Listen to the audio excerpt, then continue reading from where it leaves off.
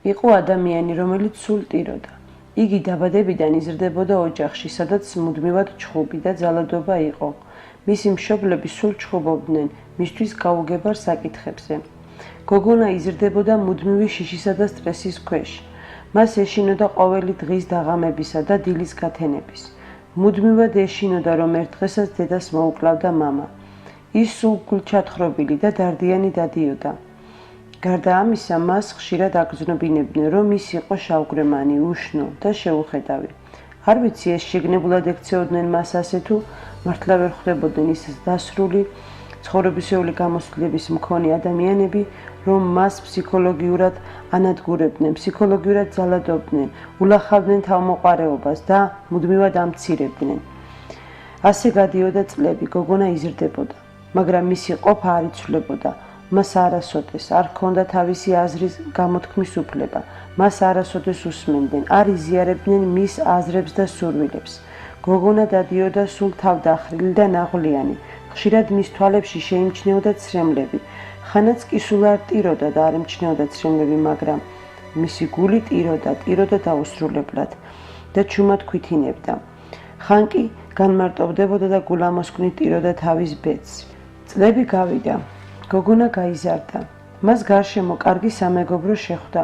ყველას უყვარდა, ბევრი თაყვანისმცემელი წყავდა, მაგრამ როდესაც ქალვაჟურ სიყვარულზე ესაუბრებოდნენ, ის ყოველთვის ფიქრობდა, რომ ეს მოჩვენებითი იყო. მათ ეგონათ ასე, რომ ის უყვარდათ.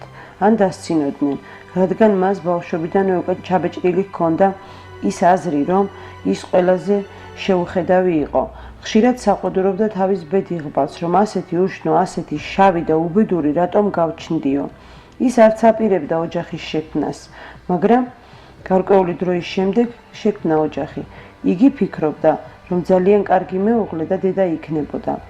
მაგრამ ამაოდ გოგონას თავისი ოცნებები ერთ წამში ჩამოემსხვრა. მიხვდა, რომ ცხოვრება უფრო რთული ყოფილა, ვიდრე მას ეგონა. იგი ბევრს გაჭირვებას, დაცინვას და უყურადღებობას იტანდა. მაგრამ დროის გასვლის შემდეგ გაუსაძლისი ხდებოდა ეს ყველაფერი. დღითი დღე რთულდებოდა მისი მდგომარეობა. სულ ტიროდა თავის ბედს.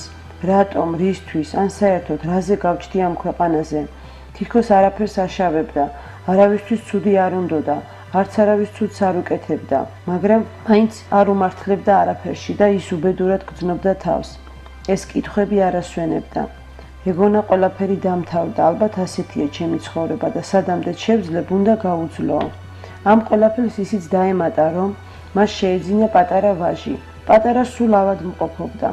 დედის გულს კი ამდენი სატანა აღარ შეეძლო. ყოველ დღე და ღამე ათენებდა შიშით. ელოდებოდა, რომ ერთ დღესაც გამოეცლებოდა ხელიდან და თავს დაატყდებოდა საშინელი უბედურება.